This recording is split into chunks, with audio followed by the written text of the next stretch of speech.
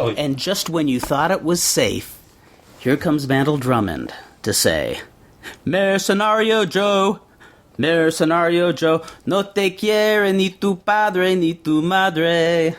Mercenario Joe, no tendrás amor, es el Mercenario Joe. Joe. See, Fredo, I told you I wouldn't stop singing.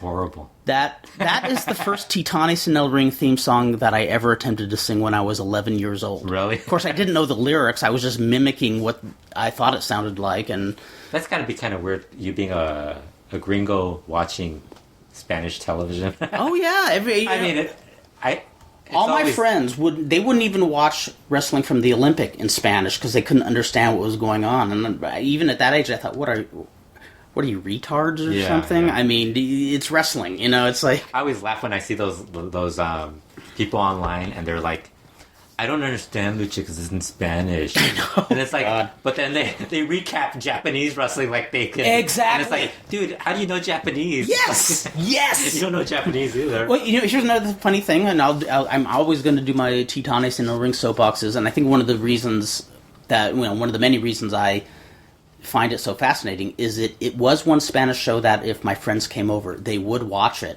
Mm-hmm. Because you can understand everything going on, no questions. There's a clown wrestling. Yeah. At the end, there's a little kid who saves the clown. There's a mummy, and he wrestles like a mummy in the old Christopher Lee or Lon Chaney Jr. movies. I mean, it was so simple that you didn't... There's just certain things that as a fan, you kind of like have to get over with. Like Japanese wrestling. Did you ever know who was the heel or face in half the All Japan matches in 1990? Oh, in All Japan, no way. In the 1990s, you just watched it because you enjoyed it. Yeah. I mean, it didn't take away anything from the... They had action that was unlike any other at that time. Like you were forgetting... Like, I couldn't tell you who was a heel or face. Some guys you could tell because they would actually, like, define it. Yes. But then, like, you'd watch All Japan. All Japan was basically just...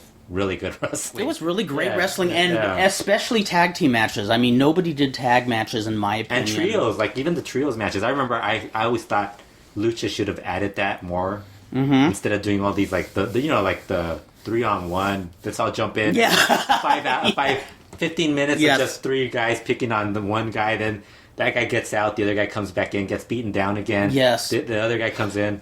There was a 1983 New Japan match that I haven't seen. I had it on a tape years ago, and it was one of those tapes where I lent it to a friend who, thank you very much, lent it to another friend, and I never saw it again. But I bet you Dave Meltzer would remember the match. It was, okay, I can't remember how the teams were situated, but Killer Khan was on one team, Riki Shoshu. On the other team, Animal Hamaguchi... It was...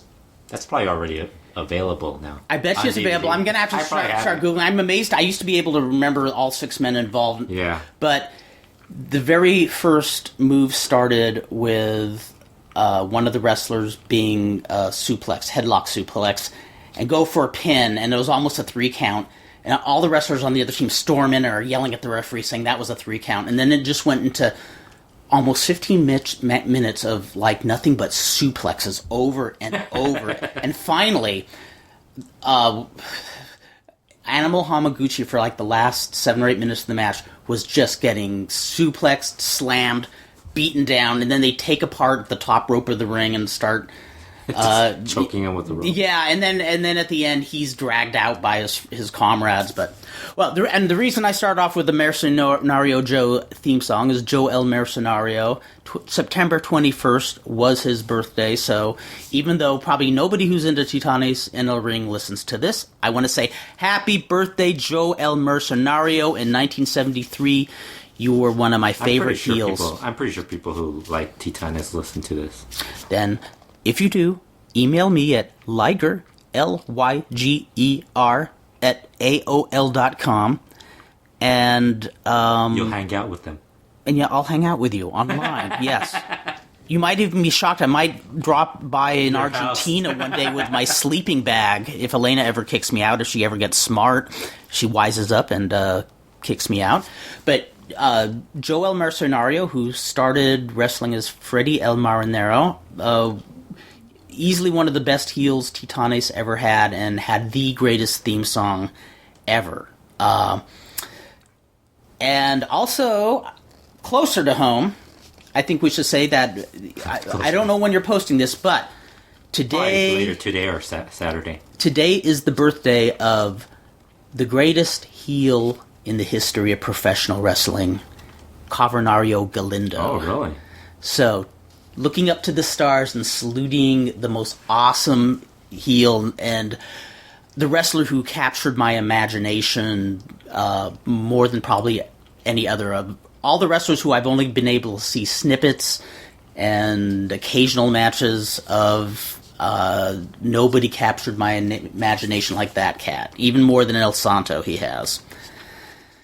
And now I guess we should get to LuchaWorld. And by the way, check out the LuchaWorld website. Always check out LuchaWorld because it is the most bitchin' website.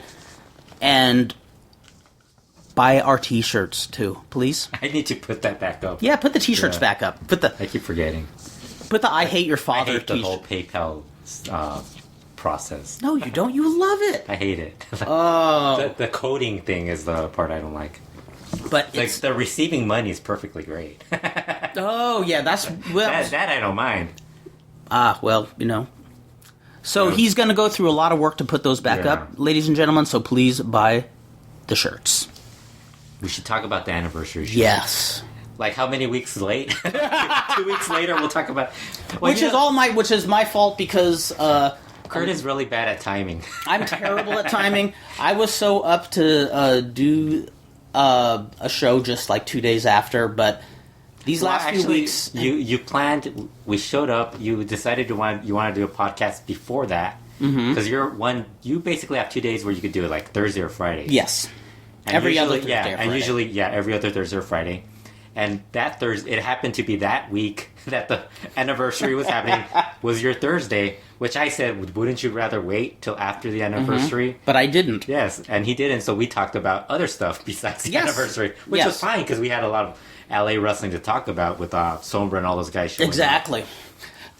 And the plan was that we were going to do one afterwards, like on a Saturday or a Sunday or some other But these last few weeks have been extremely busy. It looks like Elena and I are going to be moving soon, very close by, but it's going to be a whole laborious process that I don't want to bore people with. It's exciting to us, but probably boring to everybody else. But anyway, that's why we are having such a delayed review of the anniversary show. However, I do think it's something that should be addressed because we've heard a lot of people. Well, in fact, Steve Sims just the other day was they're still doing podcasts about it. So. And I think we both have stuff we'd like to say about the show. The funny thing was like right after the show, there were at least 3 or 4 podcasts about it. So it's like there really is. Like I mean, unless you don't subscribe to the Observer website, then you don't. You only got one, which was the Cubs fan and Robbie Hardy recapping the show, and then you had like 3 on the Observer website, which was a little I mean. I like listening to Steve, but I don't think I need to listen to like 4 or 5 different shows about, like Dave talking about the Observer, like of the anniversary twice. Then I guess we should probably hit the bullet points. What struck Well, we could go through the show because I mean they just went through like this is very quickly. This is true, and we both watched it. We actually watched it, and we should probably start with the whole Terra.com experience. Kurt shows up on Thursday and tells me I kind of figured you never seen the website, right? Terra.com. You never saw I was on it once, yes. Once, yeah, like. But I didn't know my way around it. So I took the time to teach Kurt how to get on it, how to find the video on it and everything. So 15 minutes before the show starts, Kurt calls me and tells me he doesn't know how to get on. I did? Oh, he couldn't find the video. Yeah. After I told him that the video wouldn't show up until the show actually starts. Well, hey, I was nervous, man. I was so excited about it. I have to say, the funny thing is, you weren't the only one. Kevin Kleinrock actually asked 2 hours before the show, asking he couldn't see the video, and it's like the video's not, or the link wasn't going to show up till the actual show. Right. And now you know. So now, if you ever go on Terra.com, it's blank, and they say something like "Thank you for visiting" or something like that. Yeah. When you go on there, the very top of the page, there's like a video of it, a little picture, and I'm letting people know because the show's on tonight. Fridays and Sundays, CMLL is on Terra. So you go on there, you see a little video pop up, and then you just click on it, and that's how the video. I have to say, there were very few hiccups in the video. And if you've ever seen, I think you saw it one time where it like cut out on you. Yes, and that's why you never went back to it. I never, yeah, because it was on a Sunday too. It's like exactly. I mean, come on, hey, Sundays, Breaking Bad and Dexter are on, and Sundays in LA. Come on. Only a homebody like me would actually stick around and watch Lucha Libre on a Sunday. Yeah, there was only one hiccup during the Blue Panther match, I think. I had 2 hiccups during the second match. Was Super Porky? It froze on me twice, but I just you just refreshed it. Yeah, just refreshed it and it was fine. Yeah. I think it depends on your internet also too. I loved how they opened up the anniversary show with that big sock hop dance. Yes, it was like the 1950s. Exactly, and even before they started with the 1950s, rock around the clock. I should mention this because a lot of people, like other people who were doing the web, like Dave Meltzer, couldn't understand this. Yeah, he couldn't understand how 50s, 60s rock and roll music is very popular. Is it really? In Mexico, yeah, it's very popular. I mean, I believe it. I believe it, but I didn't know that. It might not be popular with the younger generation of fans, but people who grew up in the 80s, that's what they were listening to. Really? So they're basically about 10 years behind us in music. Like a lot of the people from that era. Nowadays, because of the internet, more people are into current music. But if you notice, like the guys who are like in their 20s, like the late 20s, 30s, the Rustlers, they're listening to like this old music. Yes. Like why are they listening? Because they're back then. I mean, that was like the big thing back in the 80s. There was always a lot of like. There's a big nostalgia craze, almost like. Well, and they even went before 1950s. I mean, come on. And they played Pennsylvania 5-6000, which is such an awesome. I think it's so hilarious. Like I love that song. The funniest thing was Dave Meltzer like finding it weird that Shocker's music was Baker Street, and it's not. First of all, Dave Meltzer was wrong. It was Baker Street, but it was a remix. So the remix, it's not something. It's not a remix is different than an original. Like using like a 1980s song or something. Remix is okay. I don't understand remix and a lot of that stuff, but just from my novice standpoint, a remix is you take somebody else's song and you make it new, but it's still pretty much their song. Plus, I dig that song. Is that right? The intro with the saxophone is great. No, I dig it. Yes, totally. Yes, the remix on your remix thing. Yes. Some remixes work, like that works fine because it's basically just the sax part. The rest of it they don't really play. They just play like the techno beat afterwards. But the techno beat's basically just what it was. If you take out the guy singing. But like some of the remixes, they've done some remixes where it's like, fuck, this song is horrible. Like there's a couple of the undercard guys who use the really crappy remixes of songs. Yeah, they should. That's something I think where people should take control and we should discuss discuss everybody's entrance music. Let's contact Pat Hood and say, why is nobody going to the ring to Brujeria? Well, that's what I wanted to do. Like, remember my whole idea of doing a little cholo gimmick where he awesome. like where he would just beat up white guys to matando güeros. That was my whole thing. Pito Wilson. Yeah. Well, we should definitely talk to Pat Hood, and we should have him contact Paco. And have him be the... Yeah, and Paco's Paco Alonso's reaction would be, well, we have entrance music at our shows? I didn't realize. See, I don't mind some of the guys, because some of the guys, it makes sense, because they're older wrestlers. But they're older wrestlers. When you have a younger wrestler coming out to like... I believe that every promoter should say, okay, bring in a few very different songs for us to consider for theme music.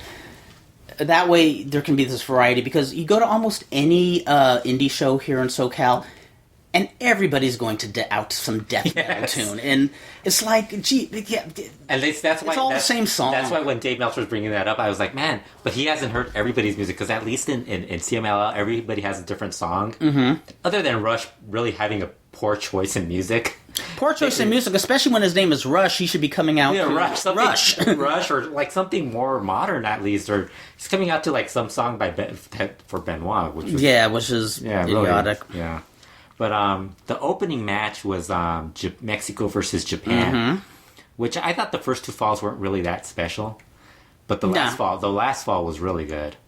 It was very nice, and I love that they did the old school captain pin. Yeah, Stuka got pinned by Who pinned Stuka? Stuka got pinned. It's like 2 weeks later. Yeah. I don't remember. All I remember was I'm still. All I know is they lost. The Mexico lost. Well, because you hear so many people saying, I don't understand lucha tag teams, and so many people say, oh, there are no rules, they just beat each other up. But where that captain thing really pays... I was reading on some blog or some message board, and somebody was asking, how do they determine the captain? Mm-hmm. If you listen carefully to they actually announce it, which is... And CML has good mics. I mean, CML and AAA have good mics. AAA doesn't use captain. I don't think they really do that. But CMLL, like how you find out is the last guy usually is referred to as the captain. The captain. Yes, exactly. Como capitan. Sangre Chicana. And it's such a great rule. You have two ways of winning. You either pin the other two wrestlers, or you pin the captain and the team. Or all three. In some cases, you pin all three because the ref can't figure out who the captain is. That's right. And besides, pinning all three looks poetic. It really does. What'd you think of Ishii? I love Ishii. You did? I love this guy. Yeah. In fact, he's the one who pinned Stuka. Yeah, with the powerbomb. Didn't he pin him with the powerbomb? Yes. Yeah. I believe. I dug him because he just stands out from the other Japanese wrestlers. He's just... I know, there's something old school and fresh about him. He was a mid-card guy in, like, New Japan and, like, all these indie... I think he was in World Japan before also.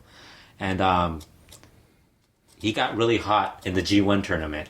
Where he got over, and I guess I'm guessing part of what being good in New Japan in a tournament or something is like being sent to, like as a gift is going. I think having a vacation trip to Mexico. It's a vacation trip to Mexico, and I don't know if this is still the case, but way back when, that's where you learn to polish your craft even more. Yeah, a lot of the younger guys were sent to Mexico in their rookie year. That Siyama was one. Yeah, some of the guys are sent, but lately it's more reward. They've been sending a lot of the older guys, like Nakamura went.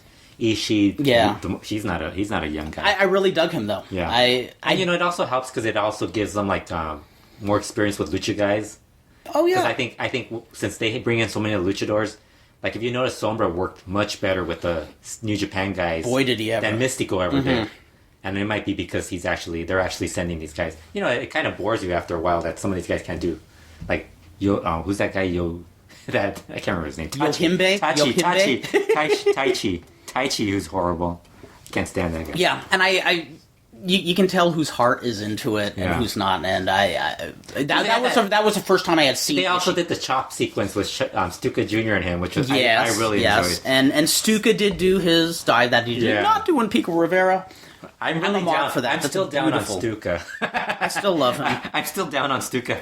I'm basically going to admit that Stuka's going to not be doing very well in my list. I don't think he's going to for 2013. Well, I got to say this. I don't project him soaring to the top. Yeah. And I don't think I can see why he's a mid-card. Yeah. No, I'm a huge mark for him. I love the guy. I think he's great. But he's a mid-carder. Yeah. He is a mid-carder. There's huge difference between Stuka Jr. and Valiente and Mascara Dorada and those guys. Yeah, and if anybody saw the original Stuka, there's or Guro Maya Jr. Big difference between the original Stuka and this Stuka. The original Stuka would kill himself in a match. Oh God! Yeah, that guy was both scary and amazing to watch. Yeah. I was actually on the undercard at a show he was on in L.A. in '93, and you saw La Parka without his hood. We saw him afterwards, too, in San Diego. Yes. So you saw him before that? Years. Stuka? Oh, La Parka, I mean. Yeah, La Parka, but he had that same grizzled... Back then? Stuka did. Stuka did Stuka had that same kind of raw, grizzled looked like he had been through a lot. all the luchadors. It's so funny, like, when you see him without mask... Yeah, they all look like just your regular Mexican dudes. But this guy, Stuka, had a roadmap on his forehead, like I couldn't believe. But it was amazing because he would do things that you're saying, oh my God, he's going to kill himself. But at the same time, he was a beautiful technical wrestler. I mean, and his high spots were flawless. And he was getting in there working with local boys he probably never worked with before. But back to the present, and I just want to say Stuka Sr. was really good too in that match. Actually, I kind of dug the match, but I thought the first two falls, they were really nothing. Yeah. The second match was the Brazo de Plata Maximo. It was your comedy match. I loved it. Brazo de Plata Maximo teaming with Titan. Mm-hmm. I should pronounce it correctly because everybody... Titan! Yes. And they lost to Euphoria, Mephisto, and Niebla Roja. Which, of course, when I was previewing it, I started writing this whole thing about I don't know why Averno's not teaming with him, with his regular with Mephisto. Actually, Mephisto was listed on there, and Euphoria replaced him like a week before that. But I was like, why don't they team them up? And then I realized, oh, I'm an idiot. he's in the other match. I was like, oh, great, yeah, I'm an idiot. But I actually thought that match was way better than I expected, just because of how well Super Porky and Maximo. I mean, I think he's always a good worker, but he was on fire tonight. Yeah. He worked his butt off. Maximo's one of those guys that if you don't watch a lot of lucha, you're going to enjoy it just because he's entertaining. He is, yes. But if you watch it a lot of those guys who do gimmick stuff, like the Exoticos, when they do comedy, you kind of get tired of it. But if you only watch it a few times, it's perfect. And in this match, it worked well because he was doing stuff. Super Porky was doing I think he did a tope. He did a tope that I don't know if it was meant to look like this, but it just looked like a flying headbutt. It looked like a cartoon almost. And it was bitchin'. I love how all these guys, like Dave Meltzer, made this rant about how Super Porky's gonna die of a heart attack. I'm like, dude, we've been saying that for like 15 years. Oh, it hasn't happened. Yeah, exactly. It'll happen at some point. And then he's talking about how he should lose weight. I go, he should, but he should lose 100 pounds. I go, yeah, but if he loses a lot of weight, he's not Super Porky anymore. This is true. He's basically lost his gimmick, and I think that's he'd probably look like super deflated. He was fine when he lost the weight. He looked fine, but it's still not Super Porky. Exactly, and I mean, he's probably around our age. He's age, still not my age. Yeah, what am I saying? Yours and Dave's. I forget you're a child. Yours and Dave's age. I keep forgetting that the first time I ever saw a wrestling match was 1972, and were you even born? No. Yeah, that was the whole weirdness of the Slam and Stand, where you guys. I think you and Dan and I think Ryan might be closer to your Ryan was closer. He's on the tail end. Yeah, and Bix and I were like the younger guys, and we were like, we don't know what you're... Yeah, and I forget. I think in the 1980s they used to... The catchphrase was Peter Pan syndrome. Well, you're in denial about being an adult, and that's me. Yeah, but it was funny because like Dave was talking about how all these guys were old, and it's like they're actually not that old. They're like in their early. Did he say 50s. Anything like that with Ric Flair when he? I know. And then he wrote something really positive about Sting in the same Observer newsletter. He's talking about how Sting still looks good and stuff. Like, yeah, but he can't work. I know. I go, you can't put him in the same breath with Blue Panther and Negro Casas. Even Porky works better than and you don't want these guys to look old. Okay, I got an idea. Get them jacked up on steroids so they'll look, young and athletic. And it's funny, right. Blue Panther gets a haircut, and what happens? He looks like Negro Navarro, basically. Which is perfect, because that's what you want from your veteran. I've always I remember when my dad started losing his hair, he would, no matter how much we would tell him he would look better bald, he could not grasp that. He would always have to keep his hair. So one day he finally shaves it all. I think it was like a mistake that happened. Yeah. So he just said, just shave it all. And he looked better. he looked better. It's some people it works. I mean, I think there's a lot of people going around with shaved heads who, I know it's the in thing. But it's like. But some guys it really works. They have that Mr. Clean. Yeah, look, but there's this thing where like if you're basically only have like a little bit of strands of hair on your head. You don't really need Well, that's why I am letting my hair grow as long as I can. Because... so I can have a big comb over. No, it's like I am starting to lose hair on the crown of my head. Uh-oh. And it's been about the same for about 6 years. If it stays like that, I'm going to keep it long. Yeah. But if it starts expanding and is bald all over the top... I'm not going to keep it long like Larry of the Three Stooges. So this might be my last hurrah with long hair. And you already have the experience of being bald from when you had cancer. When I had chemo, yes, that's right. When you're going through chemo. So you actually know that your head at least looks round. Exactly. There's no dance or anything in it. Yeah, so Porky, what did he do? I think he did a dive, and then he also did he did the big splash. Then he did. That was the finish. But I mean, that actually was a really fun match, He is so over. God, he's over. Yeah.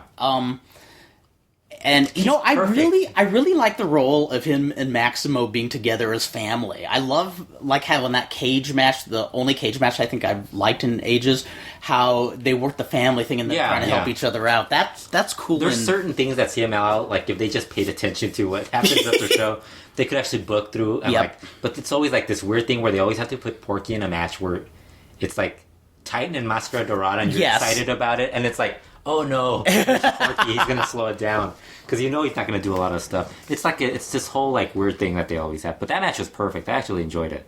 The next one the Relevos Increíbles match, which was very confusing because they basically had heels and faces teaming up. Marco Corleone, Rush, and Vangelis beat Negro Casas, Shocker, and Terrible.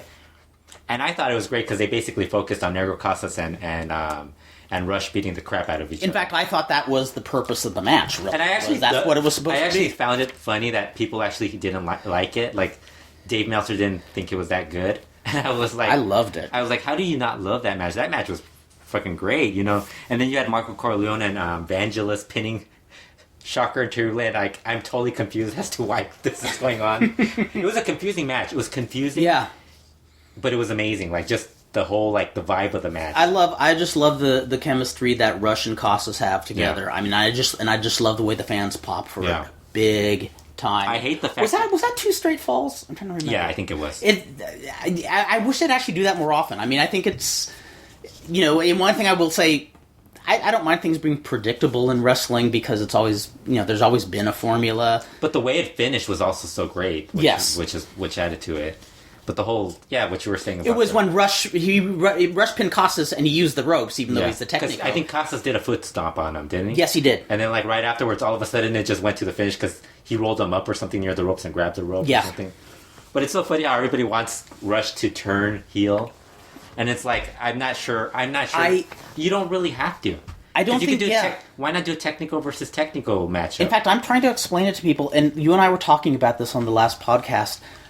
It's almost like there's a method to the madness. He's a technico, but everybody boos him. The most hated technico. But he's the most hated technico, and it actually works. It's not driving people away from the arenas. I think people are into this, and they should just keep doing this. There's a lot of other things that are driving people away from the arena. Well, yeah, that's true. I will grant you that. But it's the lame booking that they come up with. It's kind of a cool concept of you have this technico, and they should even play it up that the technicos don't like him too. They should Except play that for those 2 guys that team with him, Marco Corleone, right, Maximo, should be the only 2 guys. And if he teams up with Porky, he should always abuse Porky, be the one. Oh yes, bosses him around because Porky always ends up teaming with Maximo and Marco and all those. And guys.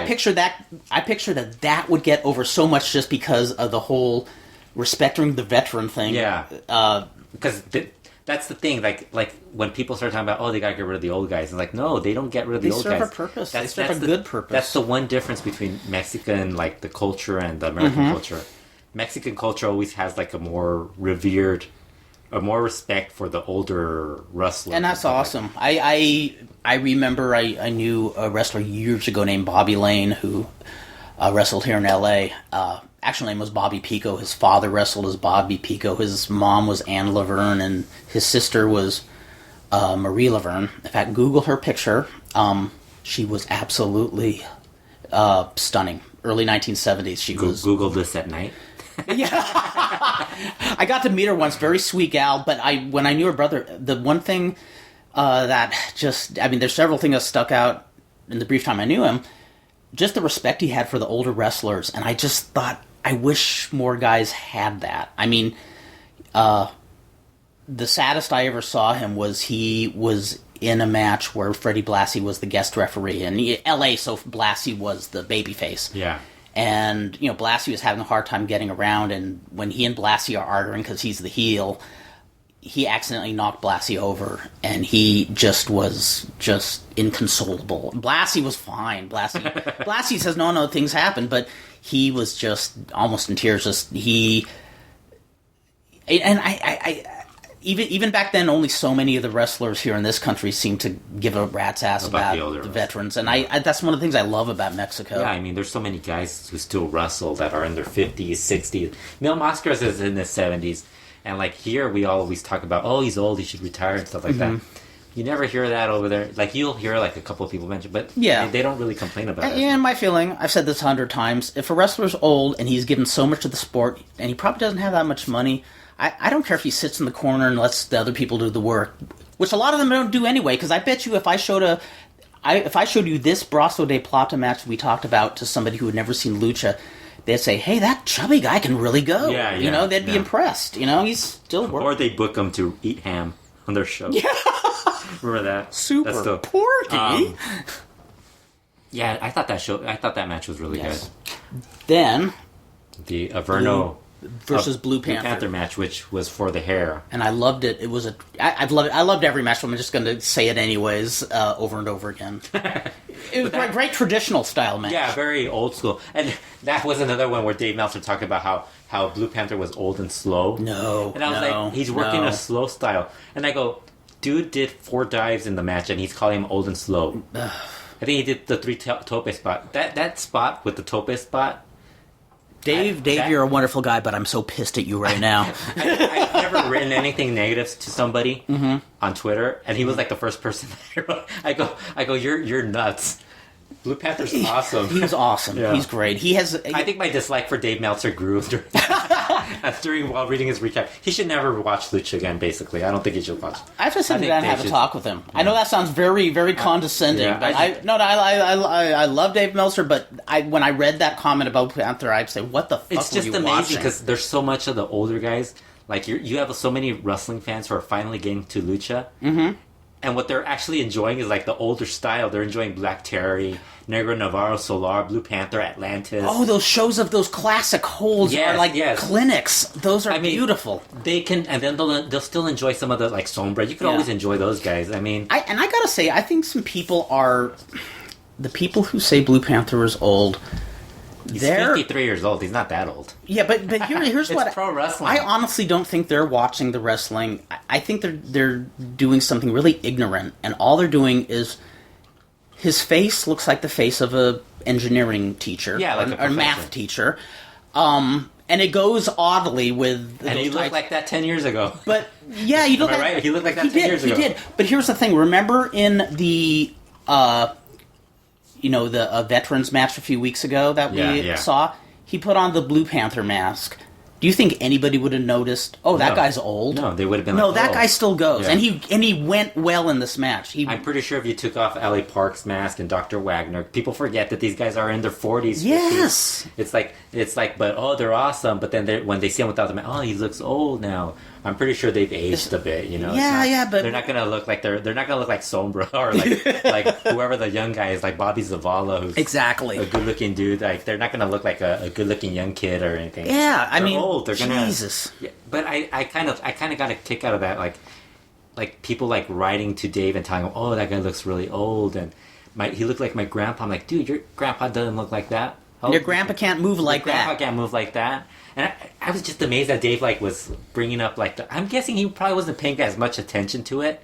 I don't think he was. I bet if that happened, if New Japan, if some guy like Tanahashi worked that style, he would be praising it. Like, he would be totally. He went slower and an older style and stuff like that. Yeah. But it was Blue Panther. He's like, he's old and slow, But that match was great. Like, the finish of it, I don't want to mention this, but somebody on another podcast who wrote for WWE, I won't name names, but I'm sure people know who this is, said he couldn't understand the finish of the Blue Panther Verno match, which happens to be a finish that's been done 50,000 times in pro wrestling. Yes. Basically, Mephisto throws in the towel, referee gets distracted, Blue Panther gets distracted, and what happens? Averno jumps from behind and chokes out Blue Panther for the win. Yeah. End of story. End of story. It's a finish that's... In fact, it's probably a finish that's been done more in the States than it has in Mexico. I would have gone on a longer rant, but I mean, it's a WWE writer. Well, exactly. I've spoken to... What's that guy's name who wrote the Mondo Lucha? Dan Madigan? Dan Madigan, and he gave me some... He told us one of the stories of one of the storylines that I don't know if he was going to do or somebody else was going to do. And we kind of lost. We were like, okay... They kind of come up with some pretty stupid ideas. Yeah. Somebody recently mentioned to me, the thing I don't understand Lucha is they dive on people. Why do the people just lay there in the middle of the ring? That doesn't make sense. I'm saying, okay, so when you're watching wrestling in America, when you put a wrist lock on somebody, you can magically fling them into the ropes, and they magically bounce off, and then they willingly run into your knee or your backdrop. Who told you this? You'll tell me afterwards? Yeah, I'll tell you afterwards. Is it somebody I would know? Somebody local. Oh, somebody cool. local, but it's like... That sounds like the stupidest thing I've ever heard. I know. I was just like... It's going to be like, it was... It's like they don't even watch their own wrestling. Yeah, it'd be one thing if they were in Portland in the 70s. And, like somebody from like that era, like somebody who never watched Lucha. Yeah. Nowadays it's like... But it's like... Some of the stuff that you're watching is like, how do you not understand? And Daniel Bryan's using tope suicidas all the time too, so it's like it's not something that's not being done. Yeah, in fact, I can tell our very first frustration with that was when I was friends years ago with Lloyd Lee, and he introduced me to Hadco Plaza. So cool. I always got to give him credit for that. That was the first time we actually witnessed topes on a weekly basis, and they used them so well at Hadco. We were, mega wrestling fans, so we had pen pals from all over the states, and then we were writing everybody about how awesome these Hadco Plaza shows are, and we didn't know what the term tope or plancha was. He says, well, they do flying body presses, but they do it outside of the ring, and sometimes they'll do a twist on them or something. Yeah. We tried to describe it, and people would say, oh, that's all good, but that doesn't really interest us, like, what else is going on in California? Like the best high flyer was Bob Eaton. And then what happens is I believe it was... Who was awesome. 81, Bob Eaton. Yes. But he wasn't around back then. That's true. He was a He was around, he was a rookie. He was just starting. He was a rookie. But Konnan made his first Madison Square Garden appearance. Everybody wrote us and saying, hey, guess what we saw this Konnan guy do? He does a body press, but it's outside of the ring. Oh my god. And we're pulling our hair, we're screaming, we've been telling you how bitchin' it is! I always love how, like, when people would talk about, like, Ricky Morton and Scott Steiner doing the Hurricane Rana. Yes. They invented the move. It's like, exactly. Dude, that move has been around since, like, the 60s or something in Mexico. Totally. Like, some of the stuff that... I was like, how are people, like... I remember, like, somebody, like, in 87 or 88, they were picking, like, the best high flyer. And they said Ricky Morton. And I was like, Ricky Morton?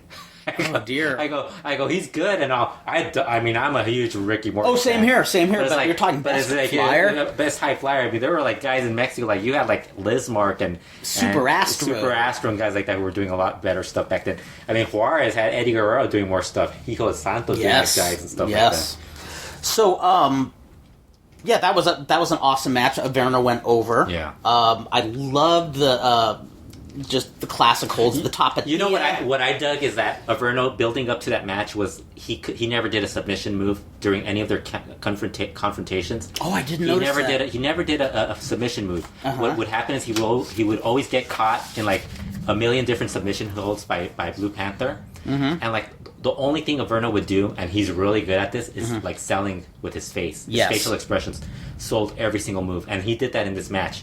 Like he would get in like the tapatia, and all you would see is his face like doing. Yeah, yes, you're absolutely right. He's really good at that. That's where he's really great at. He did these old school holds, and he sold them like they were killer holds, which everybody should be doing. And that was like the first match where he actually did a submission hold. I think it was the heel hook or something that was his first submission hold. Like during the whole run, like 2 months worth. Because we were even talking about this. We're like, what submission hold is he going to use? I mean, is a Devil's Wings a submission hold? And the great thing of that match was like, Averno was trying to pin. Like there was twice Averno tried to pin Blue Panther, and both times Tirantes wouldn't count. Oh, I was going to ask about that when Panther had Averno in the Gory Special. And he was running around with him? Yeah, yes. And that's then, so awesome. And then Averno gets out of it. He was slow. He's too old. He's too old. He couldn't do the Gory. Mucho más viejo. Yeah. See how little Spanish I know, but I like to show it off. Even though I like how we're just like hating on. I know we're on a rant here, folks. Sorry. No, we're not. Yeah. Well, I was sorry. True. It was but he had the Gory Special, and then Averno rolled out of it, and almost like a baby face had a pin. Yeah. And Tirantes, he wouldn't count it. What? Because there was no pinfalls allowed. It was a submission match. I didn't realize that. We even brought this up like when we were previewing it. I mentioned that there was short-term memory, folks. There was no pinfalls and no rope breaks. Okay, so cool. you couldn't grab the rope and it would break. You had to. Here I am talking about how stupid and ignorant everybody is. Well, I'm going to eat crow now. Everybody plays the fool sometimes. Yeah, but I mean, I just dug the whole like Averno selling throughout the whole match. Mm-hmm. And Blue Panther just being really awesome. Like, the tope spots were just those great. are beautiful. And him doing that dive, I just thought... I don't know how anybody thought he looked old and slow in the match. Really, yeah. I have no idea. Sore spot with me, so, That's why I went on that salute to Bobby Lane, as he's the first person who kind of, with a threatening look in his eye says, don't disrespect your elders. But did you notice in the feedback section of Meltzer's feedback for the show, did you notice yours was in, like, really tiny font? Did you notice that? I did. Did you notice that? Yeah. You disagree with Dave, you get tiny font. I assumed it was just a cut and paste thing. Well, okay, what I'll do is I'm going to write in more disagreements. You're going to write it in big. You should do what you did that one time. You sent up the podcast and you wrote my name, like, in large letters. Yes, that should be your in bold. Your next feedback should be in bold, like... Yeah. Poor Dave. He's so bad at computers too. And talking about a guy who's like complaining about the old, he's still having trouble with his website. Yes. Guy's awesome though. I love Dave Meltzer. No, he's great. He's great. But boy, when I disagree with him, I disagree with him big time. I actually agree with him on probably. So I'm guessing a lot of stuff, but I'm guessing Cauliflower. You're gonna be like still going on a rant about. Oh yep. I'm not gonna let this one go. Yeah. And next we had the controversial match that everybody started. It was La Sombra and Volador Jr. versus Atlantis, Ultimo Guerrero, with the winners advancing to the last match. It went 5 minutes, and boy, did it. It wasn't bad. It wasn't bad. It was what it was. It wasn't as good as their match in March, or I think it was February or March, earlier in the year. Yes. Which was really good. But this match was shorter, and the result really wasn't. Oh boy, the fans were not happy. Sombra and Volador Jr. went over, which meant that they would go on to have the mask versus mask. The only part, I understand people being pissed because they thought it was going to be... Because everybody's a fantasy booker now. Exactly. Everybody's an armchair booker and thinks they can come up with better stuff than the promotion. Yeah. And this is what was advertised. Yeah. And fans knew that if you bought the ticket, whoever wins goes on to the match. They didn't promise that there was going to be an Ultimo Guerrero versus for whatever Atlantis. reason, people have been like only living in an Ultimo Guerrero Atlantis CMLL world. Where I guess La Sombra and Volador haven't been feuding for the same amount of time. Those guys have been feuding for like 3 years, I think. Yeah. And have had great matches, basically as well. That's another match Dave Meltzer didn't like, which we'll talk about later. Yeah, which also confuses me. He actually liked it. He liked it on his newsletter, but hated it when he talked about it. Or he didn't hate it. I didn't hear him talk about it. I just read the newsletter. There's some stuff he said that he didn't hate it. He didn't hate it. I understand the fans being frustrated. I think I was a little... I was hoping to see an Ultimo Guerrero versus... And there were a lot of people. But the only thing I could see being really kind of that... It didn't bug me, but... Ultimo Guerrero, Atlantis, you get to see them... That match was, 7-8 minutes? Yeah. Yeah, I could see the frustration. 5 minutes, I think. I understand why it was short. It wouldn't have worked if it was a long match, but... Yeah, they could have gone 15 minutes. I think it would have been fine. But yeah, so they advanced, and then they went to the Trios Championship. Well, actually, we should talk about the fan reaction. Oh yeah, that's pertinent. The fan reaction was them yelling "fraud" out loud, and then one of the guys who works for AAA was at the show, when the ring announcer, and he kind of mentioned that they yelled. He heard people yelling AAA. So Konnan is told this by Court Bauer on their podcast, and he's like, "Was that because people were being positive about AAA?" I was like, "No." Arena, this is the problem with people when they start talking about how CML should book like AAA. When Konnan starts talking about this stuff, no, they shouldn't. They should just get somebody who can actually do a little more of a consistent type of booking, and not have like this scatterbrain of like, let's have tournaments all the time and all this stuff. If they brought in AAA, it would just be like they brought in Tirantes and people hated them. Yes.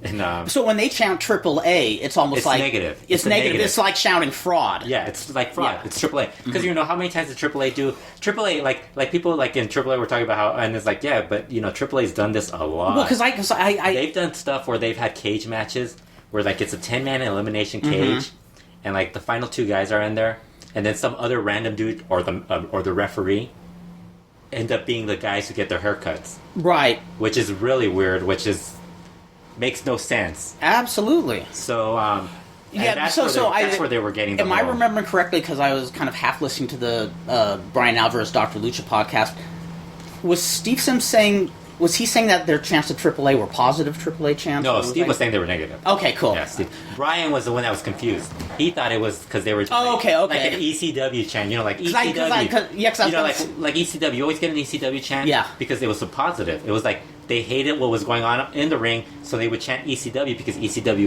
was what they thought, what fans viewed as a positive. Right. Whereas when they were chanting AAA, it was like, no, AAA is a fraud. Out of here. Yeah. Out of here. It's a gimmick. Okay, cool. I'm glad. I was half listening to it while I was committing the ultimate sin yesterday. Yeah.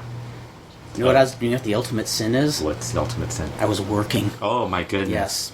Jean Cleese said, idle hands get in the way of the devil's work, so you have all these fans chanting all this stuff, booing, and then you have the ring girls going out to, like, do another dance, which they kept getting booed. Yeah. Just to calm them down. Girls. Didn't happen. The next two matches, the semi-main event and the main event, kept getting the boos until Sombra and Volador started getting a little more heated. But like the trios match, I mean, those poor guys couldn't. Especially Mystico, I feel so bad for that guy. He got booed. He was going to get booed no matter what. Yeah, but man, it's not Rush boos. It's... Oh God, we hate you, boos. Yeah. I feel bad for Rush him. gets hate you, boos, it's because he plays it off. But they work for him. Because he's a heel. He's technically a heel playing. Where Mystico is, he's a babyface and wants to get over like a babyface, and I feel so bad for him. That was hilarious. And I don't know anything about what people think about. I mean, what people who work with him think. I don't know if they think he's good, mediocre. It looks like he's really trying. Am I wrong? I mean, it looks like he's trying. He's not great. I know he's not a good great. High flyer. The best thing that ever happened to him was them putting him with Máscara Dorada and Valiente. Yeah. Because those two guys can work. They can actually do a lot of stuff that he can't do. Mm-hmm. Whereas he's just really more of a spot guy. Like, he'll do a high spot. I feel bad for him because it seems like he was thrust into this role. I dig that trio. Yeah, like, I do too. Any other way they would have pushed them... Any other way they would have shoved them down the throat, it wouldn't have worked. Yeah, kind of got a bit of a well, not. Plus, it elevated Máscara Dorada. Exactly, like a bit of the Ola Lila effect. And then the guys that were wrestling them were the Revolucionarios. Mm-hmm. Rey Escorpión is awesome. He's so cool. Yeah, he's that guy is. I cool. think he's easily the second best heel in CMLL right now, like right behind Casas. Mm-hmm. I think he's already passed the Verno and all those other guys. And Pulvera used La Cavernaria in the first fall, which is... Poor Pulvera and Dragon Rojo Jr. are so like bad, but they work in a trios match. They're fine because Rey Escorpión can do enough. But it's so funny, like Rey Escorpión took most of the dives. If you notice, he's the one that actually ended up. He was the one assigned to like getting a lot of the dives. I got to be honest, I didn't even register. Yeah. Dragon Rojo. No, that's it was evident he was doing the work, but Pulver used La Cavernaria. That's all you cared. Yeah, you know me. I think of the weirdest things too. Pulver is one of those guys who you kind of like. He can't really work, but he can always pull off a good match. And Valiente is just amazing to watch. There's one spot where he did like an arm drag outside of the ring. The tope like into an arm drag. Whoa! Yeah, I think that was what it was. And like you've said before, when he does, is there a term for that patented? Valiente special? Yeah, that's the one that he jumps and then hits the... And does it effortlessly, and like you point out, he hits it every time. He hit it in Pico Rivera, too. Yes! So he did it in Pico Rivera. That was the most amazing thing. In front of 300 people, empty bull ring, and he still does the Valiente special. You know, thinking back, we should have brought back the old tradition. We should have run to the ring after that match and threw money. We should have thrown pennies in the ring. Seriously. But like, purposely, like, at Valiente. At Valiente. Saying this is a tip, man. Yeah, because I think that was the match. Was Stuka in that match? And he did, and you hardly noticed he was even there. Everybody else that was like... No, that was actually the good match. That was the one with Virus and Lil Cholo was in it. Yeah. So that was actually really good. I think there was two guys who were really, like, not in at the There were two guys who didn't almost... Well, Stuka looked like he just didn't Stuka was another match. Stuka was in another match. I thought he was in that match. No, he wasn't. It was Valiente, I think Amazing Jr. Who was awesome. Yeah, he's always good. I remember the finishes... Extreme Tiger was in that match. Okay. Yeah, Extreme... Ooh, I made a joke that he can actually wrestle now that he's not in AAA. I just love it. I don't know what it was. For whatever reason, he never really looked as good in AAA. I've seen him I think we've seen him now at like 2 or 3 different indie shows, and he looks so much better. I wonder. You know, I mean, you hear people. It just depends on where you're at, like what promotion you're at. Yeah, exactly. Yeah, I mean, you know, I've heard Konnan on his show say like how, you know, the guys, the morale is really down in CMLL, and you know, maybe I'm delusional or seeing things, but morale's always down. Morale's always down there, but in the ring they seem motivated. Yeah, some guys. Yeah, I mean, not just for one show. Since about May, they've had a lot of good matches. Yeah. So yeah. You know, I don't know. The main event was the mass match. And it was bitchin'. Sombra beat Volador Jr. That was a beautiful match. And the fans kept booing as they walked into the ring. Yep, but those guys won them over. Did you see that one spot Sombra did where he like slid? He did like a baseball slide. Yes. Into like a DDT, like outside the ring. I thought that was like the most... He does so many like high spots, and that was like the one spot I actually dug the most. And that's one of the matches where it was mega high spots, lots of near falls, and even when the fans are booing, you could hear them popping for the near falls. We're gonna go back to Dave Meltzer talking about how he thought that match had too many high spots and they were kicking out of too many moves. Now I have to ask right there. How many matches has Dave Meltzer watched that they do that? Like he watches Dragon Gate. I was about to ask you that because you know me. He watches indie wrestling. How many indie wrestling shows have we gone to? And we're like, they kick out of... The opening match, they kick out of falls. PWG's that's PWG's basic ammo. They do a lot of that stuff. Yeah. And this match actually worked that And way. he wrote something, I want to say that these were a lot of, like, risky moves. Yeah, they're going to... But that's what it... I thought it was mild compared to what we see. I wrote on a board, I wrote, these guys are training. You know, they actually train to do this stuff. Yes. This isn't like Vandal Drummond once every month. Wrestling, exactly. Training one show before that. It's not like I saw this really cool move and I'm trying it for the first time in my match. These guys know how to know what they're doing. Volador and La Sombra have been wrestling each other for like the last 5 years. They train together. I mean, CMLL actually has like a school they run. I'm pretty sure when they're not wrestling, they're training. I just thought it was hilarious because I wrote, you know, these guys are training all the time. And Sombra, the one time he did get hurt, what was it that he got hurt over? A leapfrog. Right. Over Tachi. I mean, come on. And it wasn't even Sombra's fault. It was Tachi, like, not ducking. Right.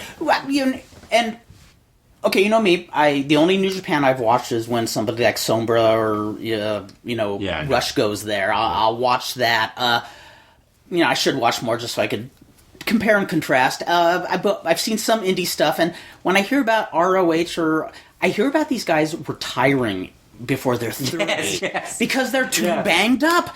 And what the fuck? These guys are doing... It's hilarious. This is child's play. Sombra versus... Have you noticed there's been a lot of like the Lucha guys, they're doing a lot of spots outside of... Not on the ring, but on the outer part of the ring. They're doing a lot of risky moves. And you've seen like Ring of Honor guys try that and they end up like breaking a guy's nose or breaking some dude's face and shit like that. And the Lucha guys never fuck that up because they train all the time. That's all they do. Obviously I was just like a ham and egger. But when I trained at Gills, I mean, they had us doing forward rolls, backward rolls, every 3/4 rolls until we could do them in our sleep before they'd even teach us to lock up. And even if somebody like Al Murrieta or Gran Coloso, one of the guys who's been there forever, when Gil would train the whole group, he would make them do all the simple moves over and over again. You never stopped learning. If they would mess up the move, Gil would make them do it over again, even if they were a veteran. Yeah, it's just one of those things where like I don't think people realize that they're not going to... I mean, these guys... I mean, it's like the whole... Like, I made a joke on Twitter, and now people kind of use it as a reference. How every wrestling fan ends up becoming Larry Zbyszko. I remember WCW. Did you ever hear him during WCW's run when he would call a lucha match? I must have, but I'm blanking. He would always talk about how these guys are going to get hurt. They're not going to see 50. They're going to be how are these guys going to walk when they're 50? And it's so funny because Dave did the same thing during the recap. And Nero Casas, 52 or 53. Yes. Negro Navarro. Blue Panther, 52, 53. Porky's like in his 50s. You have like all these... Atlantis is in his 50s. A lot of the other guys... Ultima Guerrero's in his 40s. All these guys aren't... They're gonna... I'm sure some of them aren't gonna walk well, but it's probably they're gonna hurt eventually, but not compared... Not when they're 28 or 30. Yeah, it's like it's not gonna happen... It's gonna happen as it progresses. I'm sure they know that's gonna happen. Yes. And of course, that same, what happens afterwards? Dave Meltzer breaks his ankle or something. Didn't he break his ankle? Didn't he break? Oh, I know. Yeah, that's awful. How did he do it? He wasn't doing a tope. Was he doing a tope? Yeah. Was he doing a 450 splash? And he I gotta call him and give him shit. Yeah. That's what a real friend would do. You should hey, Dave, how'd you get hurt? You doing a tope? Were you doing a 450 splash into the bathtub? Well, it's funny because when we're talking about someone being hurt by the leapfrog, the times I have been hurt, it's never doing a big move. It's always doing something subtle that you... I've seen guys who get hurt, I think Human Tornado, tore his ACL, just jumping into the ring. Yes, that's right. Remember that. I don't want to joke about it, but I'm pretty sure that was how he got it. No, that was how he got it. Well, you're not going to believe it. I actually watched a TNA match last night. Oh, geez. Chris Sabin versus Manic. And Manic is TJ Perkins. Did you know that? I did not know that. Yeah, well, wow, this is shocking considering he screwed up. Well, it's just when you're talking about how the luchadores have trained, and they do this. I think of just being trained how to do catch topes or just body presses. I saw Sabin doing a cross, or was it Manic doing the cross body press on him, and he doesn't catch him. He falls as he's catching him. Oh, and that's a cardinal sin. You don't do that. Yeah. And I'm not saying I could keep up with either of these guys. I'm guessing TJ Perkins might have told him, you don't do that. Because he's somebody... I was going to say, it must have been Sabin doing the catching. He's somebody who should know, all that stuff, too. He's been around. But he's worked. It shocked me that these guys who are, solid pros... I mean, I got shoot out one side or the other because if I didn't catch the guy correctly, it hurt me, but it hurt them too. Yeah. It's like... Yeah. But I thought it was a great match. Awesome match.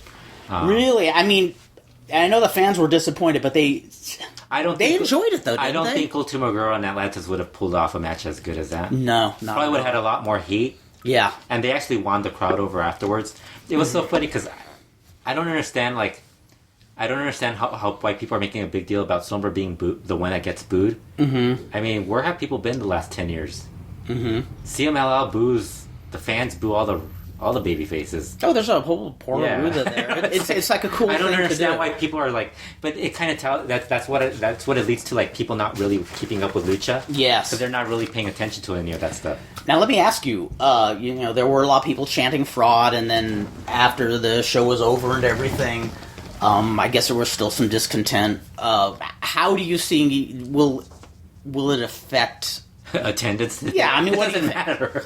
It's not gonna. Right. They run the Tuesday show is never gonna do well. Mm-hmm. I don't think it's ever gonna do well unless they come up with some gimmick or something. Yeah, the Tuesday show, it almost seems like they're doing for the sake of it's an institution and it's been running for years. And they have a TV show for it too. So kind of like in LA. Very rarely do they draw well on Wednesday Tuesday. Nights at the Olympic Auditorium in the 70s was TV night, so they'd charge a little less and the place would be about a quarter of the way full, if that. The Sunday show would do well if they just stuck to Arena Coliseo, because that's basically what they're getting in Arena Mexico. Yeah. The crowd that they're getting in Arena Mexico is about what they would get on a Sunday in Arena Coliseo that would pack the place and would look nicer on television or online. Exactly, and you could book another event at Arena Mexico and make some money off that since they own the arena. Apparently there's somebody who promotes boxing, which I have no idea when they do boxing, but I don't keep up with it. Yeah, I heard I heard that boxing is really not what it was. And I'm guessing it probably does about the same as CMLL does, so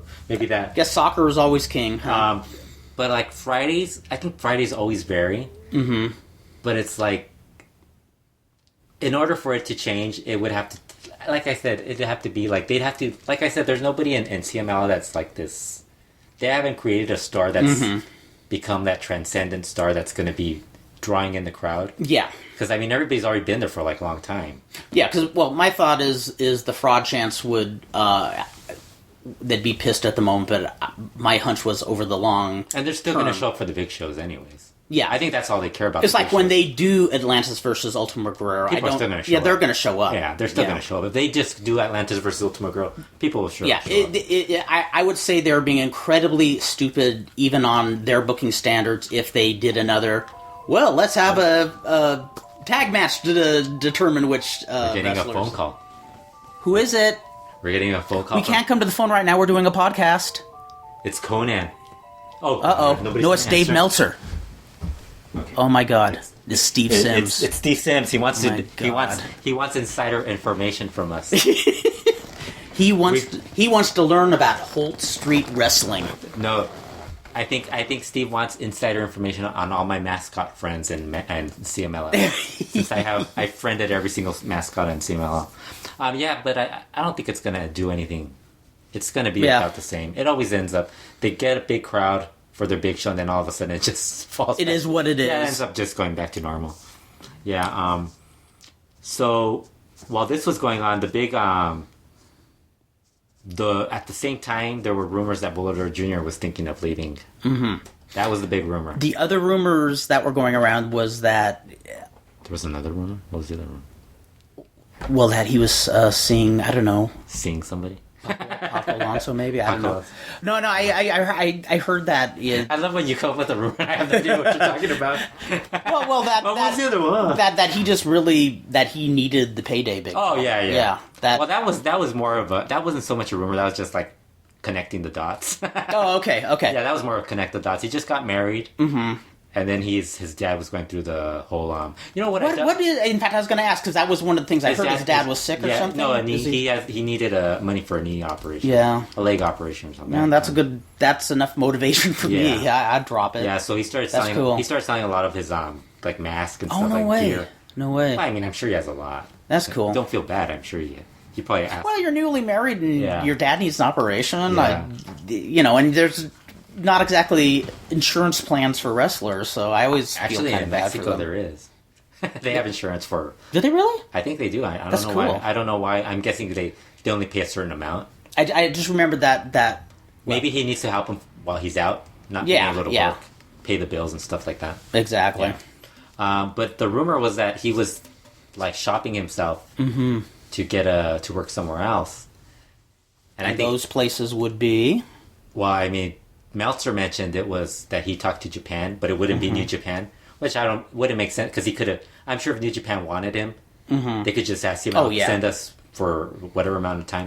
It was for some other promotion. I thought, what promotion's going to get him in Japan? If it's not New Japan, basically in Japan, if it's not New Japan or even Dragon Gate, all the other promotions, there's so much. There's really not any money going on. There's not a lot of money, and even if there is, there's so much. There's so much turmoil. It seems like there's more promotions in Japan than there are people. Actually, well, I mean, he could always. Everybody immediately thought like the Tajiri's promotion, Wrestling New Classic, and then also Wrestle One, the Muto new promotion. Yes, because he can't work in All Japan or Noah if he's still in CMLL because those are AAA promotions. But those two would be the other ones. But it's like they don't make any. What are they going to make? I was going to say, what kind of a payday would there be? Why would he? Unless it's like the peso's so low that he can't. Maybe he. Gimmick time. Maybe he's gonna buy a big bus, and he and La Parka are gonna tour as hippies. Remember, La Parka said he's a hippie. We're gonna have a whole promotion of hippies. But I don't think Japan was as big an option. I think he was just using that to raise his price. Right. I still think that's what it was, because I mean, you hear a lot of rumors from people. Like when you go to lucha shows, you hear some rumors, but a lot of it isn't even. It never really happens. And the other rumor was WWE has interest. No. Which I mean, no. I don't think the lower tier guys make that much money in WWE, do they?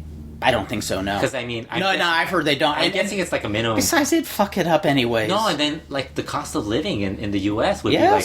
It wouldn't be... He'd probably end up being better off working in Mexico and flying in to, like, the U.S. to work for Volador Jr., don't go. You'll go from Volador to El Jobber. It would be great if it was, like, WCW was around, because he could work for WCW, get a huge payday, and, like...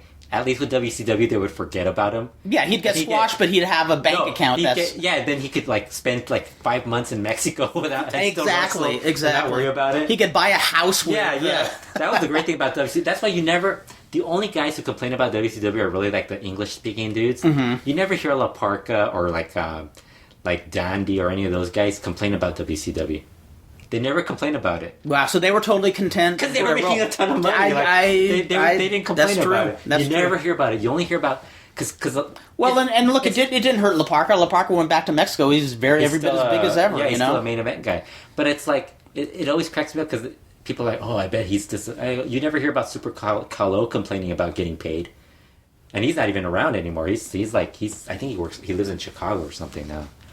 He's the Cubs fan.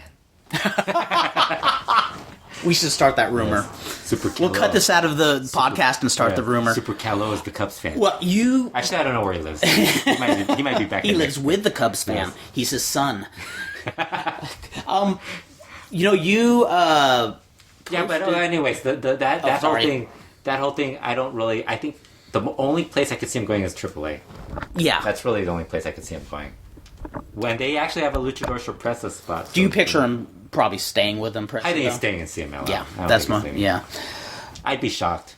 Now, you posted a video that I just drank in last night. I enjoyed it so much. You posted a 1983 match, light heavyweight title bout between Sangre Chicana and, again, I'm always the odd man out, Ringo Mendoza, who I always really liked a lot. Yeah. I know a lot of people aren't too keen on him. I like Ringo Mendoza.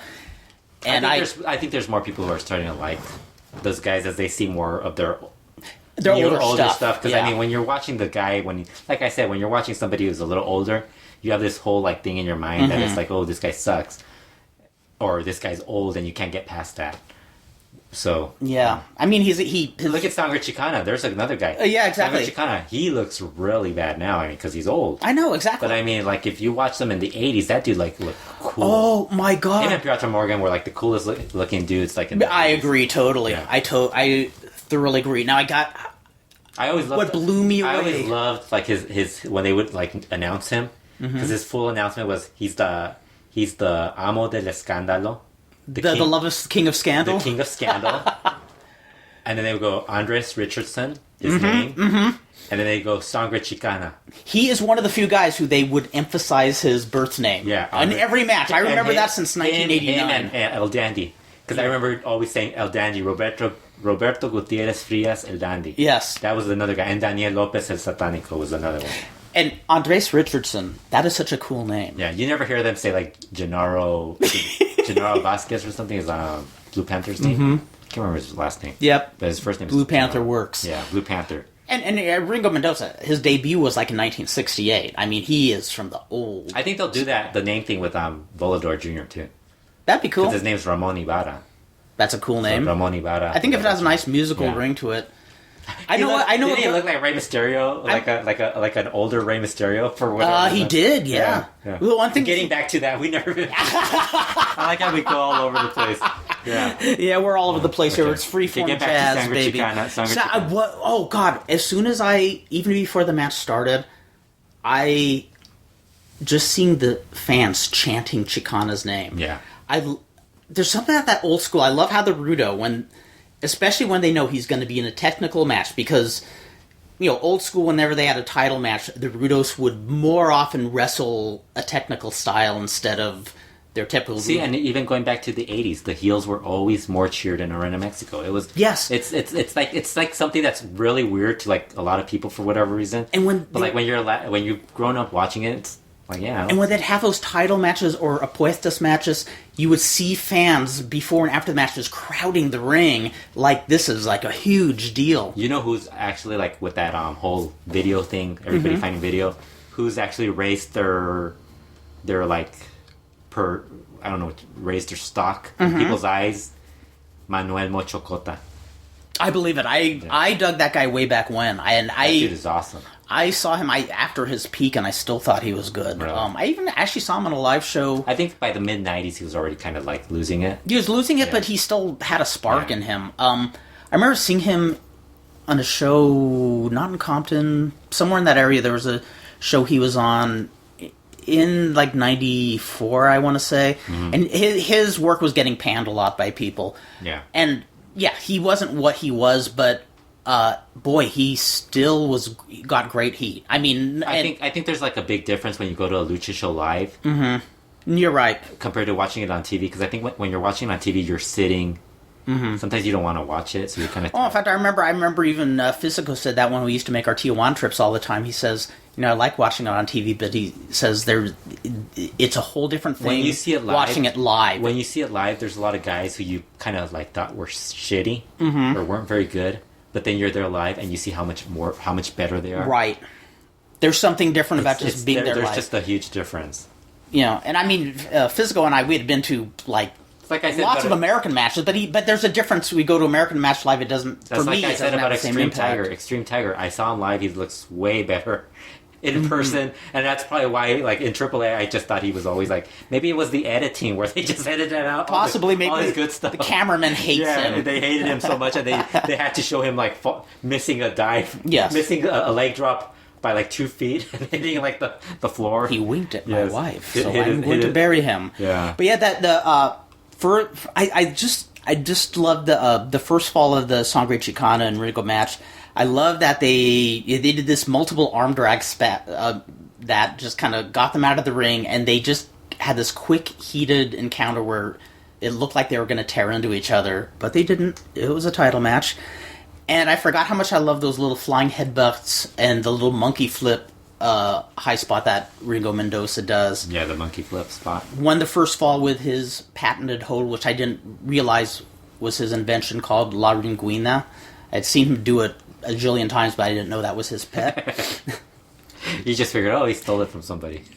And the second fall, I love those funky neck breakers that Ringo would give Sangre Chicana. It's like a reverse Stone Cold Stunner. Oh, really? Yeah, because you know how Stone Cold does it from the front. He did it from the back and would take a step and... he would go, like, move forward. Yeah, yes, I dug those. So, like, all the classic lucha moves. That's, like, classic. And and then the final fold, it was like a clinic of old school holds. And it ended with one of those finishes where they both pin each other. There's that pin where sometimes both wrestlers' shoulders are pinned and one of them bridges up. Well, they both got the 3 count for the draw. And it was funny because the fans booed. No, they were fine with it. They didn't. Not only were they fine with it, but you saw Chicana picking money off the ground, picking up coins off the ground. As opposed to now where everybody just complains, I didn't get the match I wanted. Yeah, I only got 2.25 stars out of that. 2 stars, 3 stars. But, and then how the crowd was just up, just surrounding the ring, they're... if I could go back in time, I'd love to go to some of those live. All the 80s those wrestling. are good stuff. And Chicana, I gotta tell you, you're the one who actually pointed me in the direction of the best Sangre Chicana matches. I always dug him, but I didn't realize just how cool he was until you pointed me in that direction. I always like, ever since I saw him, I think I saw him first like when he showed up in Juarez to work with I'm thinking it was Aguayo, Pero Aguayo. Mm-hmm. And Pero Aguayo was like the big star. Like I had already heard about him. Yeah. I was like, man, Pero Aguayo's going to be here. Because they announced them like commercials. They had already done commercials for him and everything. And Aguayo was like, and I mean, how can you not love a guy who wears furry Exactly. And, I'm a mark for like ugly looking dudes. Like Missing Link was like one of my favorite wrestlers. Totally. Bruiser Brody I like. Yes. I mean, I was a huge fan of Brody, but I could see why like some people would be like, he's kind of boring, because he doesn't sell anything. So but I was really into all that stuff. So Aguayo was one of those guys. But then you see Sangre Chicana, he looks like this dude who's just like some rocker dude, like some old rocker dude, and a real earthy one too. He was trained. He was trained like one in of those this 70s dudes, like one of those 70s rockers, not like the Metallica guys, exactly, like Led Zeppelin or the Who. Like he would be listening to that or something. You picture him living in a van or on a houseboat in Northern California, coming wearing the vest all the time. I gotta fight. Yeah, his whole look. Who's next? So when he came out, I was like, oh my god, this guy's awesome. And like his brawls, their brawls were always crazy. I think he did another match where he wrestled Satanico, and it was I'd love to see that. Another brawl. They would always just have these crazy brawls all the time. And like I remember when years later when I got online, and people were like, "Oh yeah, Brody's the greatest brawler," like from the '80s, and because that's when I started reading the Observer and stuff. And I would be like, man, these people have never seen Sangre Chicana. That guy's like the best brawler of all time. Well, and I have to tell you, the reason I wasn't so aware is I saw him live several times in the late 80s, early 90s. in Tijuana, and he was good. But he wasn't he wasn't still right. I think he not only a little past his prime, but he was still good. But also, I remember in each instance, he was not the focal point of the match. Like the first time I saw him, Santo. It was a 6-man tag where Santo was on the other team, and there was a local guy. I think his name was Mastek. I think he was a local guy who they were trying to build a feud. They were building a feud between him and Santo, and I assumed they eventually did a mask versus mask. So I saw bits and pieces of him, but I never really saw his prime matches until the last 2 years or so. And yeah, him versus Rush would have been crazy. Oh God, Rush versus a lot of those '80s guys would have been crazy. Oh yeah, but he was awesome. Like just the name and the whole look. He just he had a great vibe. Then when he got older, I was like, yeah, he's not that good. Yeah, unfortunately, Father Time marches on. Pirata Morgan's another guy. Like you look at him, like if a kid nowadays looked at him, they'd be like, oh my god, this guy's so creepy looking. Like he's got a he's got the Mike Tyson tattoo on his face, like that thing, that whatever that fuck that right. I don't know why he did that, but oh, didn't I tell you? I think I told you, like there was like they did an interview with him about pirates, and he's like there's a lot of pirates in pro wrestling. He's like, but there's only one pirate with a tattoo in his face. he's like so he was like, let's see who else is crazy enough to do that. Oh, that's funny. His son is really good. His hijo de Pirata Morgan is really good. He's actually pretty good. We can still catch him on IWRG, can we? Yeah, he's still on. Okay, I got to catch up. Yeah, that. It gets a little repetitive. But I just love. Yeah, Morgan is just one of my. He's on my top 5. Yeah, he's one of those guys who was younger. When he was younger, he was amazing. And that match, I know it wasn't even it was just more a vehicle to get Misawa over, but his match with Tiger Mask 2, I could watch that over and over. That was and you're still perfect. Because it's like a short match, isn't it? Like a 15-minute match. Yeah, and you're watching just two masters. I mean, Misawa was another guy who was really good. Yes. Misawa was one of those guys who, if you had to press me to make my top 10 list, Misawa is automatically in that top 10. I think that's what CMLL really needs to do, like develop the guys' personalities. Because those guys, when they would they would announce them, people would be like they would get a reaction, positive or negative. They'd get a reaction. Yeah, almost like any press is they had a cool look and stuff. And now it's like, oh, these guys are all together, a faction. They don't really. It's just like, okay, this guy's. Their whole technical side is basically the same. Like they're all very similar. That's true. Yeah. They're just things that they could do that actually look a little well, like just off the top of my head, the Technicos, the two that stand out to me are Sombra and Valiente, and it's not because they really worked on getting their personalities over. They just have this coolness all their own. Yeah. I mean, Valiente, just the moves he does, He doesn't do moves the way Super Astro did, but that was kind of Super Astro's trademark. Super Astro could have had any kind of mask on, but his flying was his flying. When we were watching that match, how Superboy said he looked like Super Astro. He's exactly like Super Astro. And it's like his moves are his moves. Yeah. It's like somebody else could imitate them, but they wouldn't look nearly as good. You basically get the same reaction you would get from seeing Super Astro watching Valiente, but they don't work the same. They don't do the same. Yeah, stuff. Totally different package. Just completely different. There was actually a trios match on the Sunday after that, and it was Volador Jr.'s first match without a mask. It was him teaming with Psychosis and Cranio, who had Mihei with him. They were dressed. Cranio dressed as Darth Vader. Oh yeah. And Mihei dressed as Yoda. So you can imagine them doing Gangnam Style, the Gangnam Style dance, and Mihei's like doing all the stuff he does, like laying on the mat, doing crawling and stuff, and they wrestled the Estetas del Aire, Máscara Dorada, Valiente, and Mystico. And they did this really cool spot where they do their dives, but they do it again to close it out. And instead of hitting every single one of the Rudos, all three of the technicals hit Cranio. All 3 times. They did that with Euphoria. The following week, they did that with Euphoria also. Like, they just kill they kill one Rudo with all the dives. I love it because it makes more sense. Yeah, like, and then the last using guy, the dive for a purpose. And then the last guy who hits the dive ends up being the eliminate. Staying with the guy who gets eliminated. That's my biggest frustration with topes, not just in Lucha but in anywhere, is the dives just look good and then they get back and wrestle. Where I love it when the dive accomplishes something. That's where I think Hijo del Fantasma should get a little credit. because he was the one that actually did the first one where he did the 3 dives. Really? He hit 3 dives on Rey Bucanero. So then you had Blue Panther do it most recently on Averno, where he hit the 3 dives. Remember when Averno moved from one side, Blue Panther hit him with the tope. Then he moved to the other side. Blue Panther hit him with another tope. Mm-hmm. Then like everybody's like marking out over it. Then he hits him again. They read the audience. Yeah, so that's something. But I thought it was cool because all 3 of them hit Cranio, which I thought was great. Very cool. Cranio. Then there was a match with Puma and Tiger teaming up with Ishii. Mm-hmm. My new fave. Not my fave. They worked with Rey Cometa, Triton, and Hijo de Fantasma. I think this was the Friday match. Last Friday. Really good match. And again, this is where you kind of complain about CMLL.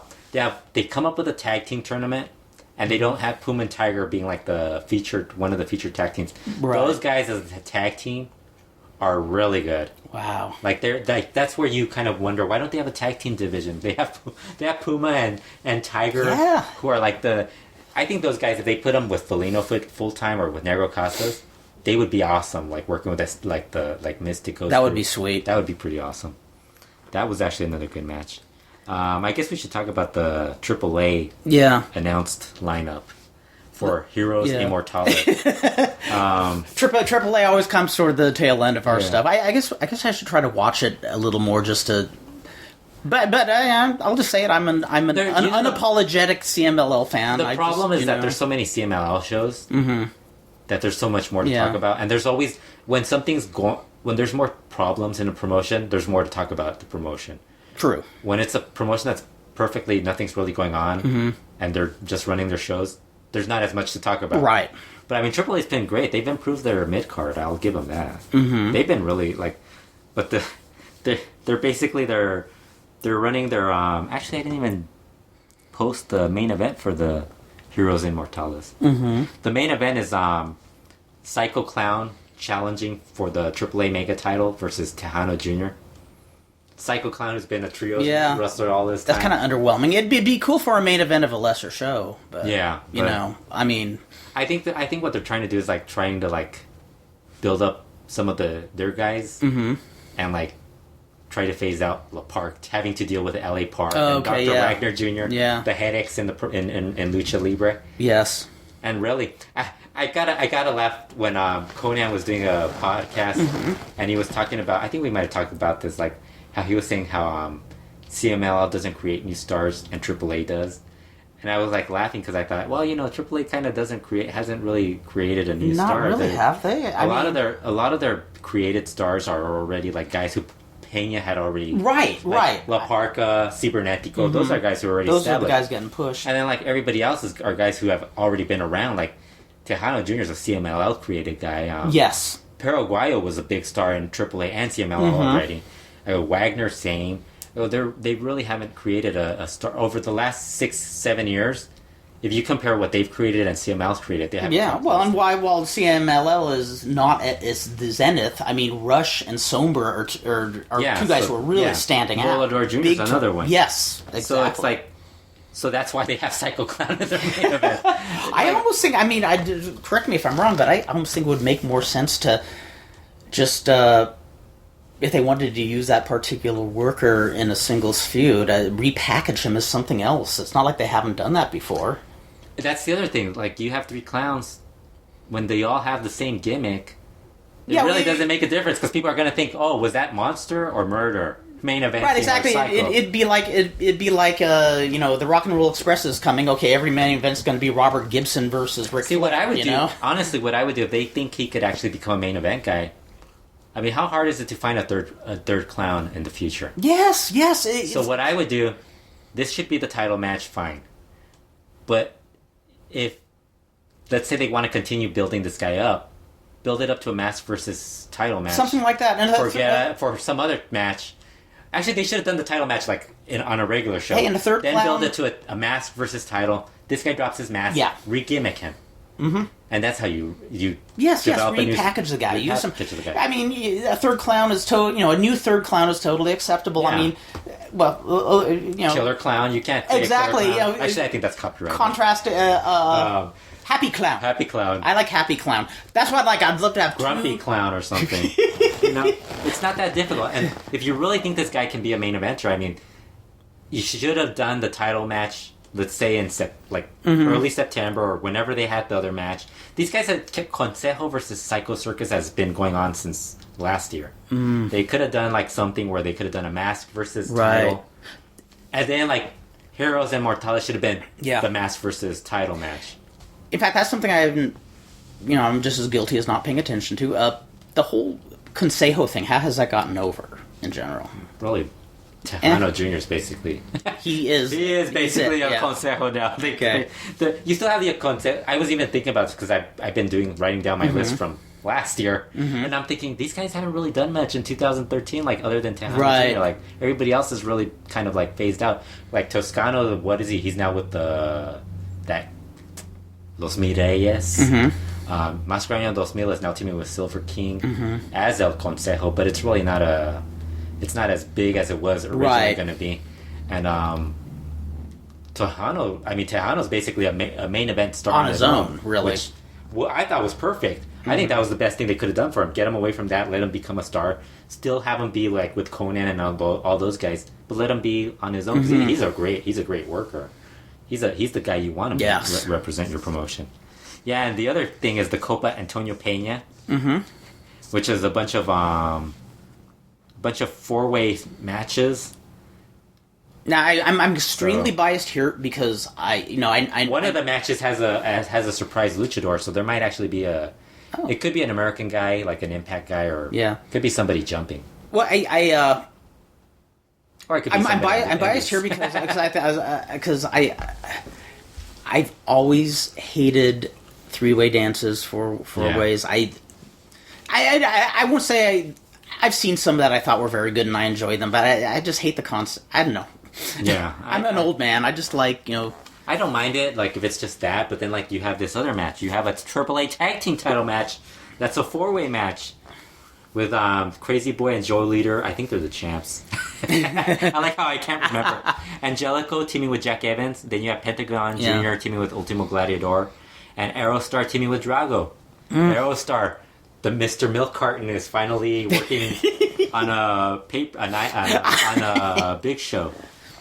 I like and Drago, Drago, that should be a good tag team though. Yeah, although he should have stayed Gato Ever Ready. That is who that was, right? Yeah. Son of a bitch. I dig the Angelico Jack Evans. It's so funny because Angelico Jack Evans do a lot of innovative spots. Yes. Which is great. But then, like, if they put them in slow motion, you can kind of see, like, the screw-ups, and that's like... Oh, no way, really? Yes. What's that? When you're doing innovative spots, sometimes, it's like Sombra's double moonsault. If it's against the wrong guy, it always looks sloppy. Right. But if the right guy's always... I have seen that, yes. So it's like... So then that's going to happen, and I guess they still have to announce one more match. But, the show isn't particularly... It's kind of underwhelming. Yeah. I think it's kind of... Like I said, I mean, you could have done something like with Psycho Clown. If they would have done that, I think that would have been a little better. I think so, too. Because you don't really need, how many... That's the one thing, like, if you're really going to main event a trios guy, you got to start breaking him out of the trio. Yeah, what's exactly. He loses, goes back to being a trio. The other thing that's funny is that they don't have the secta in this, which I'm assuming will happen at some point. They actually did the big turn on Cibernetico. Oh, okay. Which you probably don't even know happened. I do not know. Yep. I must confess ignorance. We should also bring up the two winners of the AAA tryouts, were Willie Mack and Vinny Massaro. Oh, Willie Mack got in. Yeah. He's already been there. But, is it steady? Well, I think it's just them working a couple of shows. Oh, they should use him regularly. I think if they come to the U.S., that's what they're planning on doing. But I love how, I just gotta mention this because I thought it was funny. I'm sure people are going to get upset about it, but I don't think they're going to get upset about it. Because things happen and schedules change. But it's so funny, wasn't there supposed to be a show this past summer, AAA in the U.S.? Yeah, we told that. We've been hearing for several years that they were coming. Yeah, but it was going to be this summer. Yep. Hasn't happened. Then they said they were going to start TV in early, and now it's kind of pushed a little bit for later. So it's always a couple of months later, and it's and a couple of months never comes. Yeah. And we have heard. And not just. I'm sure it'll happen at some point, but you're right. No, and it hasn't been an isolated situation. You hear a lot of their plans that I think I think it just happens because they all like to bring up the plans. I think they should almost not say anything. I think because, like you say, it probably will happen, but it will have a lot more impact. Have you met Konnan? Him not say anything? He does a weekly podcast. Yes, he's caught on to the whole wanting to talk about stuff. Yeah, eagerness, I guess. Yeah. I mean, I can understand being excited for the plans. It's hard for anybody. But but seriously, some things you should keep up under wraps till it is happening. Yeah, it's hard. It's hard in today's age not to bring up stuff that you're gonna. Everything is so expedited in this. Everybody day and always age. has to bring up stuff, and then they don't do it, and then people regret bringing it up. Oh yeah, well. And I remember when I was younger, every time you'd hear somebody was going to run in California because, there was talk that Dusty was going to run California in the early 80s, the Von Erichs. Really? Yeah, even Al Timko talked about running California. and every time you'd get excited, nothing would happen. It takes a little while to realize, okay, this isn't going to happen. Yeah. Usually when they say months, it's usually years. Yeah. That's how I've kind of gotten and figured out the whole lucha lingo of things. They're working on Mexican time, so it's they're not hours means minutes means hours means days. That was one of the first phrases that Terry Boy and Kaz Hayashi. Shibru, Kaz Hayashi learned because I remember when they were out here in '93 and we were driving them around, their watch was set incorrectly. And we were taken to the show in Compton, and we're picking somebody else up, and it was 6 p.m, but their watch said it was 8 p.m, and they were looking nervous. And Terry Boy pats me and points to his watch and goes, "Mexican time?" I go, no, your watch is wrong, dude. Oh, they thought it was Mexican time. Yes, they thought we were running really, really late, and you could see this. Yeah. They don't understand the Mexican time term. Yeah, it's not. Well, they were staying with Superboy, so they understood that a lot of the lucha shows start a half hour late, and they thought, we're on extreme Mexican time now. Jeez. Well, we covered a lot of ground here, and it's like a fireworks show. We delved deep into the anniversary show and went in 50 other directions too, which it's really fun to do. We hope you cats enjoy listening to it. Is there anything you'd like to touch upon before we wrap things up? No, not really. Neither would I. Actually, there's Lucha tonight, so... There is Lucha tonight. There's always Lucha on Fridays and Sundays now, so don't complain about it. Terra.com. Terra.com. Terra. Apparently, they're cutting out the main events, the final 2 matches on Friday. I think those are going to be exclusive to Fox Sports Espanol. Okay. So I'm thinking that's what's happening. Although a lot of people complained about it, so because that happened last week, right? We were watching it and all of a sudden it just cut off. They're like, "We'll see you guys next week." It's grumble. Yeah, but I'm okay with it. Any lucha is good lucha. Very cool. Yeah. Well, until next time, ladies and gentlemen. May the right hemisphere of the brain short circuit the left hemisphere. May the left hemisphere short circuit the right hemisphere, and bing, you're there. May Jesus, Buddha, Lord Krishna, Allah, and Yolanka, the space god, all bless you. It'll never. You can never have too many higher powers. Embrace them all. Take care. Love you, cats.